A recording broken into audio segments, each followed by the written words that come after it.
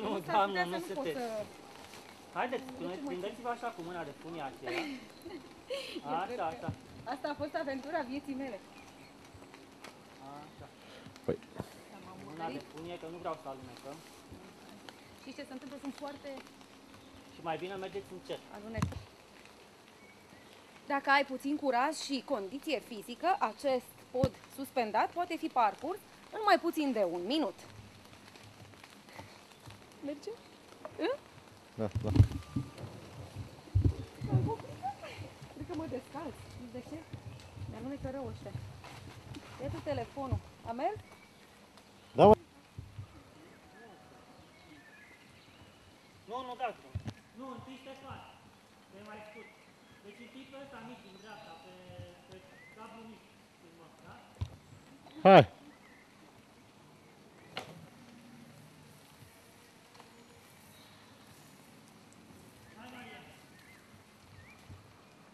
Bravo. Bravo.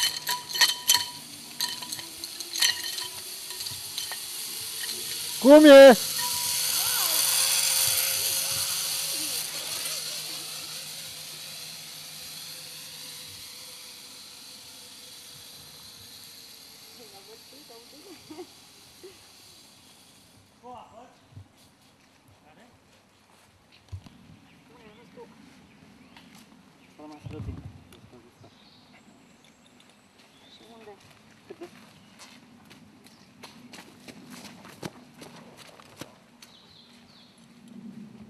Decolare!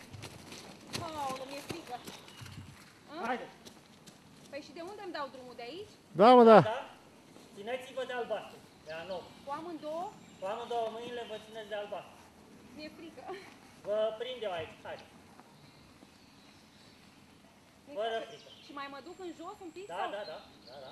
De unde îmi dau? De aici? E bine. Da, acolo, hai. Mi-e frică, eu nu... Fă-ți vânt, hai, mă. Frică, nu are viteză. Nu are viteză și nu prezintă niciun pericol. Nu e, mi-e frică. Tu pe când spun eu 3 și 1, 2, 3, acum. E prima oară când fac asta, dar e super tare! Este. Picioarele jos, picioarele jos. Da, chiar că e tare. Supra acelui copac.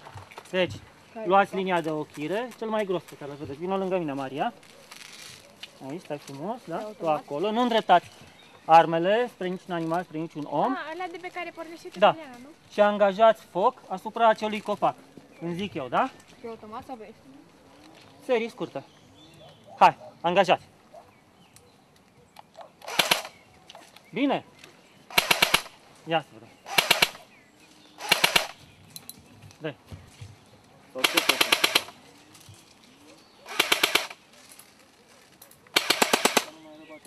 Merge? L-ai nimerit? Da, Da? Ia spune-mă, Andrei, câți ani ai?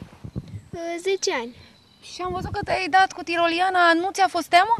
Nu, Cum a fost? mi-a plăcut. Ce ai făcut tu astăzi aici? La ce ai participat? La ce jocuri?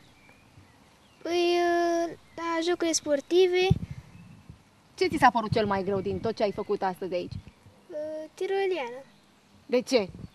Păi, pentru că este mai greu și,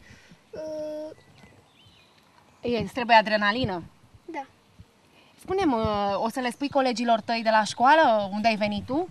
da, chiar o să fac o excursie aici. Și, Și o să le spui ce aventură ai avut tu parte, nu? Da. Ți-a plăcut mult aici. da. Spune-mi, Maria, cum a fost experiența ta astăzi aici? A fost foarte frumos. Am mers pe bârnă, am mers printr-un tunel, am călărit, a fost foarte frumos. E ceva inedit pentru tine? Da, da. Spune-mi, cum te-ai simțit aici, în locul ăsta, departe de agitația de la oraș? Păi este aer curat, este foarte diferit față de oraș. Și dacă ar fi să le transmiți celor care te urmăresc, ce le-ai spune? Că ar trebui să vină, fiindcă este un loc foarte superb. Ok. Și acum Ține mai sus, ține mai sus. Așa. Și acum stăm de vorbă și cu un mic soldat. Ce-i cu pușca asta în mâna ta? Aceasta este o armă de airsoft, un sport. care este oferită aici la statul de vacanță. Ce altceva ți s-a mai oferit aici? Am parcurs traseul cu obstacole, am călărit, am pescuit sportiv. Ce ți-a plăcut cel mai mult, dar ce a fost și cel mai greu pentru tine în același timp? Păi, cel mai greu a fost să dau pe tiroliană. De ce? E mai periculos? Da, Ți se pare că e mai Adică- periculos, dar ești asigurat, nu Da. sunt probleme. Da. Și cel mai frumos?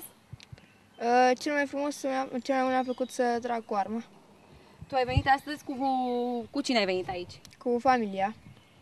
Și o să le spui și amicilor tăi de la bloc? Da, Să o să le vină? spun. Da. Ce o să le spui? Păi, o să le spun că m-am distrat, o să spun să vină, să mergem împreună. Că e păcat să piardă așa o peripeție în mijlocul naturii. Da. Ok. Doamna, spuneți-ne cum vi se pare aici? Cum este? E un loc parcă rupt din realitate, un colț așa pe care îl găsești rare ori liniștit și ne simțim bine când venim aici auzind numai păsărelele, apa, susurând. Ați venit cu copiii? Cu copiii, da.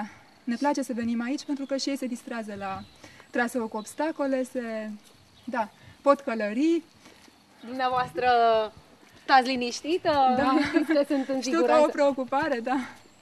O să mai veniți? Cum să nu? Da, este un loc unde vii cu plăcere. Ce vă place în mod deosebit aici? Liniștea și peisajul. Faptul că ești înconjurat numai de dealuri, de pomi, de animale, de...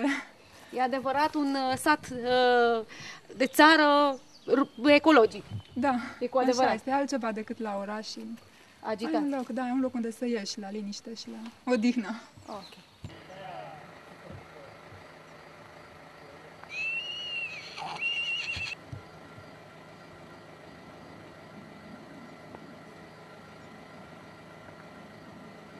Un dram de noroc și, sigur, viața să-și urmeze cursul.